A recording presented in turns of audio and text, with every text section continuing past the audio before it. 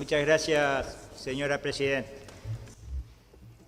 Hace unos años, allá por el año 2010, estando en Washington, en la ciudad de Washington, me topé con el edificio principal del Banco Interamericano de Desarrollo. En un edificio anexo al lado de varios pisos, el nombre del edificio era Contador Enrique Iglesias, lo cual me llamó a reflexionar de la importancia de ese personaje que conocíamos por haber ocupado distintos cargos en su juventud y sobre todo por su pasaje por la Cancillería del Uruguay en el primer gobierno luego del retorno a la democracia en 1985. El contador Iglesias, sin lugar a duda, tiene todas las características que debe tener un gran estadista: una sólida formación intelectual, una gran capacidad de diálogo, una disposición al liderazgo y a mirar el futuro antes que nada. Sin lugar a dudas, ha sido uno de los mayores y mejores embajadores que ha tenido no solo el Uruguay, sino toda Iberoamérica. Pero yo quiero destacar la personalidad humilde y profundamente agradecida del contador Iglesias. Siempre ha contado la venida de su familia desde Asturias, donde él había nacido, en la extrema pobreza, venido de una España en crisis, en donde encontró aquí una comunidad abierta, afectuosa, receptiva. Fue en el barrio, fue en el colegio, donde él consolidó esas fuertes raíces uruguayas a las que siempre hizo mención. Y siempre hizo mención a su disposición a devolverle al país lo que el país le dio con estudio y con trabajo. Contador Iglesias siempre estuvo apegado a la realidad, nunca se dejó llevar por facilismos ideológicos o por corrientes de opinión de moda. Fue siempre un gran estudioso de la realidad, siempre tratando de actualizarse, buscando el diálogo, buscando adelantarse al futuro. En los momentos de crispación siempre apostó por la política, por la salida política, por el diálogo entre empresarios y sindicatos, entre capital y el trabajo. En épocas que daba para un optimismo tal vez un poco exacerbado, la palabra de prudencia del contador Iglesias nunca faltó.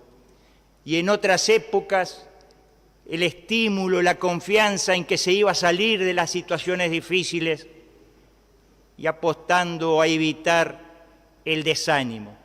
Él siempre confió y estuvo convencido en que los países de esta región eran capaces de tener un modelo propio, un modelo diferente, de no caer en la gobernanza de tecnócratas, de apostar o de considerar siempre los planes, la planificación para el desarrollo, el estudio de las estadísticas, la dinamización de la economía. Enrique Iglesias se forma intelectual y profesionalmente en nuestra Universidad de la República y desde ella se proyecta primero en el ámbito nacional para luego hacerlo en lo internacional, integrando el Instituto de Economía de la Universidad. Como fue dicho, el surgimiento de la Alianza para el Progreso que promueve el presidente Kennedy lanza la idea de una política de apoyo al desarrollo económico, que es la base de un plan que pretende permitir preparar proyectos específicos de desarrollo económico y social, que pudieran ser financiados por el Banco Mundial o por el BID o por la AID de los Estados Unidos. Influido por el pensamiento cepalino y por la planificación francesa, así como por su maestro, Luis Faropa, keynesiano de filiación colorada y primer director de la OPP en 1967, Iglesias dirige el Plan de Desarrollo de la CIDE, idea integradora que se pretendía tuviera el apoyo de la comunidad a través de los partidos políticos, pero también podrían contar con el apoyo de empresas y de los sindicatos. El contador Iglesias, al recuperarse la normalidad institucional, como fue dicho, asume como canciller de la República, ayudando al país a reinsertarse en la economía y en la política internacional con un gobierno con credenciales legítimas, reiniciándose el diálogo con Argentina y Brasil, que también recuperaban su institucionalidad. En la década de los 90 asume la presidencia del Banco Interamericano de Desarrollo, debiendo afrontar el problema del endeudamiento externo. Se conforma el Consenso de Washington y se generan soluciones como el llamado Plan Brady para reducir la deuda a través del mercado. Al igual que el célebre abogado y economista chileno Felipe Herrera, primer presidente del BID, Iglesias contribuyó a la consolidación de un sistema multilateral sin perder de vista su pertenencia a América Latina, a partir de una concepción que articulara desarrollismo y nacionalismo integrador, que forjó en el BID y en la CEPAL. Demostró gran preocupación por contribuir a la solución de los problemas creados por las fallas en la arquitectura global financiera. Las nuevas condiciones de la segunda globalización generaron demandas nuevas para las políticas e Iglesias protagonizó el arduo aprendizaje que tuvo América Latina. Asimilar el hecho de que en una economía abierta las políticas macroeconómicas equivocadas se castigan sin piedad y de esta forma apoyó a las economías en tiempos difíciles. También advirtió que las reformas se toparían con el viejo problema de reconciliar la eficiencia económica con la justicia social, y estaba en lo cierto, porque una de las mayores críticas al Consenso de Washington fue la poca atención a los problemas distributivos y de la inclusión social. Esto se plasmó en los diversos programas que instituyó el organismo, como los de promoción de la salud y de la educación. Por último, desde la Secretaría General Iberoamericana y de la Fundación Astur, de su Fundación Astur, ha reivindicado el legado hispanoamericano, teniendo en cuenta que este continente, que puede considerarse pobre en algunos aspectos, pero rico en una cultura que constituye no solo la construcción del espíritu, sino también un importante instrumento para el desarrollo económico y social, desarrollándose así las llamadas industrias culturales. Enrique Iglesias ha reconocido la enorme riqueza cultural en América Latina, que parte de la riqueza de las culturas indígenas y luego se desarrolla con los aportes que vinieron de Europa y de otras partes del mundo. Iglesias ha reconocido también ser católico y en calidad de tal ha actuado de acuerdo a la doctrina social de la Iglesia. Al prologar la obra póstuma de Alberto Metol Ferré, Los Estados Continentales y el Mercosur, nuestro homenajeado expresa: en los momentos que estamos viviendo, ya entrada la segunda década del siglo XXI, proliferan movimientos de integración de geometría diversas y da lugar a la duda si algunos de ellos son más fuerzas centrífugas que procesos de acercamiento continental, por lo que esta suerte de manual, refiriéndose al libro de Mettol, es una ayuda preciosa para pensar el presente. Y luego agrega, el comercio que se desarrollaba hasta la independencia desde cada punto de América y de la metrópoli no dispone de rutas formadas para establecerse entre sí. Los ejércitos de liberación, los terratenientes y los criollos deseosos de tierra y poder dieron base a los caudillos que extendieron sus dominios hasta donde las armas podían llegar. Faltó, pues, esta primer política de intereses económicos maduros que sustentaran un proyecto desencadenador del potencial que tiene la identidad histórica cultural de nuestros pueblos. Hoy, los factores económicos crean la necesidad de cohesión, de reunificación. Sin grandes espacios económicos y mercados comunes, no podremos tener la altura internacional y el grado de desarrollo que deseamos. Y esto es una realidad política tanto como económica.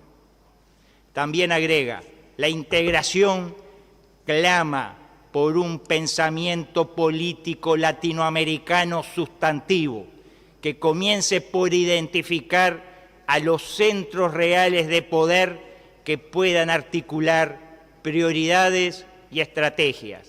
Y precisa nuestro homenajeado, la respuesta de Mettol Ferré no deja lugar a dudas. El centro articulador es el Mercosur. La prolongada actuación de Enrique Iglesias puede reflejarse perfectamente en las palabras de José Enrique Rodó al repatriarse los restos de Juan Carlos Gómez en 1905. Decía, bien podemos decir que hay algo aún más alto que la idea de la patria, y es la idea de América concebida como una gran e imperecedera unidad. O bien, tener presentes los dichos de Juan Zorrilla de San Martín, que al festejarse el centenario de la independencia de Chile, señala en el Congreso de dicho país: yo creí siempre que en la América nuestra no era posible hablar de muchas patrias, sino de una patria grande y única. Cabe levantar sobre la patria nacional que los niños de hoy, los hombres del futuro, preguntados cuál es el nombre de su patria, no contesten con el nombre de Brasil, ni con el nombre de Chile, ni con el de México, porque contesten con el nombre de América. O bien digamos, como mucho antes expresó el general José de San Martín en carta a su amigo Tomás Guido, mi país es América. La balcanización de Hispanoamérica y la existencia de intereses egoístas generados en nuestro continente, muchas veces estimulados por intereses foráneos, es una realidad que ha percibido perfectamente nuestro homenajeado. Es así, en tanto a la inserción internacional del Uruguay, que Iglesias ha declarado que el país enfrentará el desafío de un mundo que puede ser más cerrado que el actual en términos comerciales, y en este marco de posible desencuentro entre China y Estados Unidos, ha recomendado que seamos líderes en tratar de sostener el edificio multilateral. En lo regional, ha defendido al Mercosur, reconociendo los momentos difíciles por los que pasa el mismo y la necesidad de mantener una relación orgánica y dinámica con los países vecinos, negociando sin desfallecer para superar los problemas puntuales en un contexto en el que debemos convivir. En lo político, el contador Iglesias ha defendido siempre el papel de los partidos políticos, sosteniendo que una democracia sin partidos políticos es muy difícil que funcione. En lo que hace a la relación entre el Estado y el mercado, nuestro homenajeado ha sostenido que para que haya un mercado triunfante debe haber un Estado presente. En tal sentido, ha dicho que en nuestro país el Estado ha sido un gran constructor de esa sociedad y el mercado es un gran movilizador que tiene que avanzar para profundizar en un crecimiento cada vez más dinámico. En dicho sentido, Iglesias ha sostenido que el Uruguay precisará tener más mercado, pero también más Estado, ya que en lo futuro deberá enfrentar desafíos que reclaman la acción estatal y será necesario que el país tenga capacidad de diálogo entre el Estado, las empresas y los sectores sociales. Finalmente, en materia de relaciones internacionales, Iglesias ha destacado siempre la tradición respetable del país y la activa participación del Uruguay en la creación de las Naciones Unidas, el Mercosur, el GATT y la OMC. Por todo lo dicho, creo que el país tiene una gran deuda con el contador Enrique Iglesias y solo nos cabe a todos quienes representamos al pueblo uruguayo decirle muchas gracias.